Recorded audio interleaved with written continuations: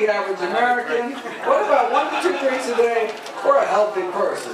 This new study asked the question, who benefits the most from cardioprotective properties of alcohol consumption, health freaks or couch potatoes?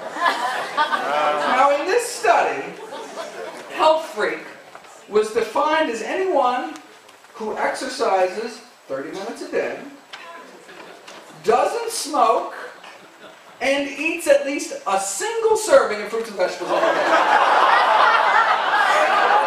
These days, that's a health freak. 1 serving of fruits or vegetables. French fries. All right.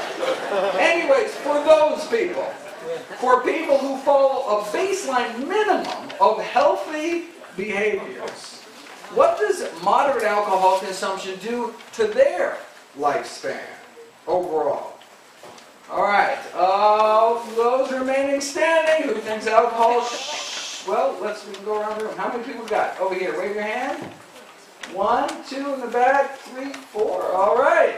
Does a moderate alcohol consumption shorten the lifespan of healthy people, do nothing to the lifespan of healthy people, or lengthen the lifespan of healthy people? What do you think? Helpful. Oh, yeah, I'm sorry. We got 2 helpfuls, and we have a harmful, and 1 more. I'm sorry, where? Oh, harmful. 2 harmfuls, 2 helpfuls.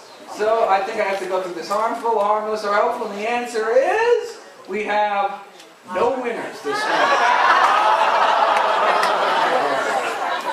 Actually, it doesn't seem to do anything for people with baseline healthy behaviors. All right. Next, everyone feel for your pulse. Stick your hand out, thumbs up. Feel for the knobby bone at the bottom of your wrist. Slide your fingers down in front of your wrist. You feel like these strands of spaghetti. Between the knobby bone and the first strand of spaghetti, with you lightly feel, with the other hand, you should feel your pulse. All right? Got it? Now, what we're going to do is we're going to feel what happens to our pulse when we inhale and when we exhale. All right? Ready? Here we go. Slow inhale. Exhale. Now, what happens to your pulse when you breathe in? All right, 1 more time. There we go. Okay. Okay, get it good? Inhale. Exhale. All right. Stop. There's a doctor in the house. Do not worry. What happens to your pulse when you breathe in? Speeds up. What happens to your pulse when you breathe out? Slows down. That's called heart rate variability, and it's a very good thing. It's a measure of the control that our nerves have over our heart. This is a survival curve of people after a heart attack with good heart rate variability. 90% of them still alive at the end of 4 years. Those with bad heart rate variability, however, more than half are dead within a matter of, drop dead from sudden cardiac death in a matter of months. So, is there anything we can do to improve the neurological control we have over our heart? Well, a landmark article was published this year in the American Journal of Clinical Nutrition that found that there was only 1 type of food that could increase heart rate variability. Was that 1 food citrus, omega-3s, or dark green leafy vegetables? Let's get everybody up, figure it out. Who thinks you can improve your heart rate variability by eating citrus? Raise your hand. How many people think it's fish consumption? And how many people think it's dark green leafy consumption? And let's look at the graph. This is the level at which statistical significance is reached.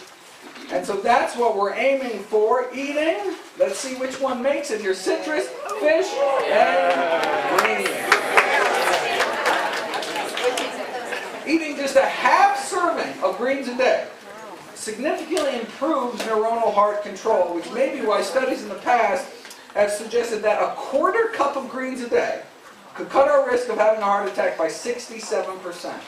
Wow. 67%, number one killer, cut more than half with a quarter cup of greens every day. So control your heart by any greens necessary.